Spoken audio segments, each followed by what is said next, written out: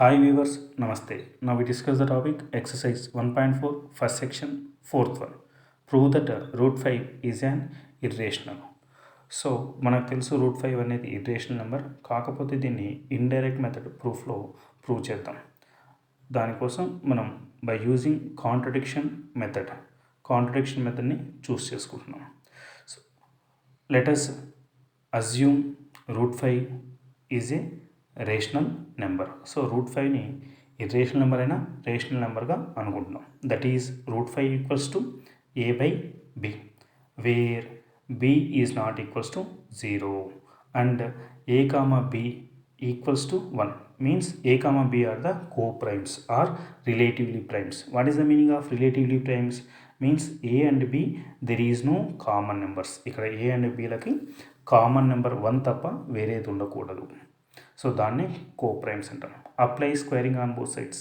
That's why root 5 whole square equals to a by b whole square. So square and square root deduct. Now it is in the form of a by b whole power m, that equals to a power m by b power m. So next step observe చేద్దాం. 5 equals to a square by b square. So 5 and bని transpose చేస్తే మనకు b square equals to a square by 5 అవుతుంది. ఇక్కడ ఒక theorem ఉంది. ఏ square అనేది positive, 5 అనేది ప్రైమ్ నెంబర్ అయినప్పుడు if p divides a square then p divides a, where p is a prime number, or a square divided by p then a divided by p same as it is if a square divided by 5 then a divided by 5. So a is a factor of 5. So a అనేది factor of 5 అవుతుంది. కాబట్టి a is also nothing but as A multiple of 5. So multiple of 5నే 5mగా treat చేస్తున్నాం, where m belongs to any positive integer. So సొల్యూషన్ని next పేజ్లో continue చేద్దాం. Put a equals to 5m in దేంట్లో substitution చేద్దాం. b square equals to a square by 5. So a ప్లేస్లో 5mని అప్లై చేస్తే ఏ స్క్వేర్ ఉంది కాబట్టి 5m whole square by 5. 5m whole స్క్వేర్ని 5 స్క్వేర్ ఇంటూ m స్క్వేర్గా అప్లై చేయొచ్చు, హోల్ డివైడెడ్ బై 5.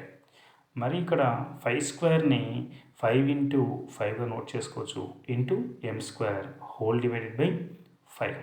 సో న్యూమరేటర్లో 5ని డినామినేటర్ 5ని క్యాన్సిలేషన్ చేస్తే b square equals to remaining term ఏముందన్నా 5 ఇంటూ m స్క్వేర్ అవుతుంది. సో 5ని ట్రాన్స్పోజ్ చేద్దాం.